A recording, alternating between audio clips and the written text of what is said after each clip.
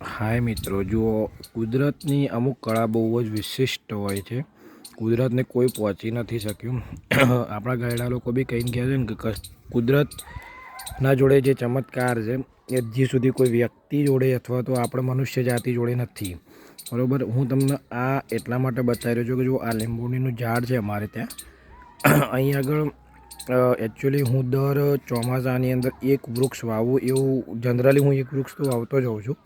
પરંતુ અહીં તમને એક વસ્તુ બતાવી રહ્યો છું કે લીંબુડી, તમે લીંબુ તો વાપરતા જશો દરેક જણ, બરાબર, પરંતુ એ લીંબુ કે જેનું સર્જન કઈ રીતે ભગવાન કરે છે એક ઝાડની અંદરથી, તો તમે જોઈ લો કે દાખલા તરીકે આ લીંબુડી છે, બરાબર. તો લીંબુડીની અંદરથી આ જે વ્હાઇટ કલરના તમને દેખાય છે ને, આ વ્હાઇટ કલરના એક્ઝેટ જુઓ, આ એક્ઝેટ વ્હાઇટ કલરના જે દેખાય છે ને એ લીંબુડી પર આવેલા લીંબુના ફૂલ છે, બરાબર. એ બી કેટલા મસ્ત છે તમે જુઓ, બરાબર. એની અંદર જે પછી જે યલો કલરનું જે થાય છે ને, પહેલાં હું તમને એક જે પરફેક્ટ વ્હાઇટ કલરનું જે ફૂલ આવ્યું હોય એ બતાવું.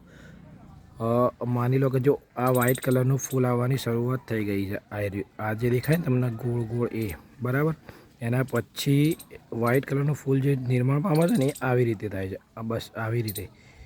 અને એના પછી એ ફૂલની અંદરથી જે લીંબુ કઈ રીતે બને છે ને એ આવી રીતે બને છે. જુઓ તમને બતાવું, એક જ મિનિટ.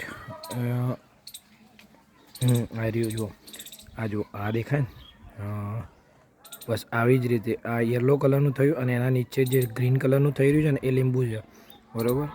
એટલે સેમ આવી રીતે લીંબુ બની રહ્યું છે. એટલે કુદરતની કળા કેટલી અજીબો ગરીબ છે, એકદમ આમ જબરજસ્ત કહી શકાય એમ.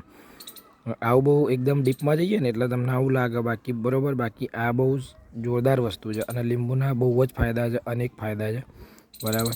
એટલે આ બહુ જ મને આવું ગમે છે એટલે મેં તમને બતાવ્યું, કદાચ તમને ગમે, બરાબર.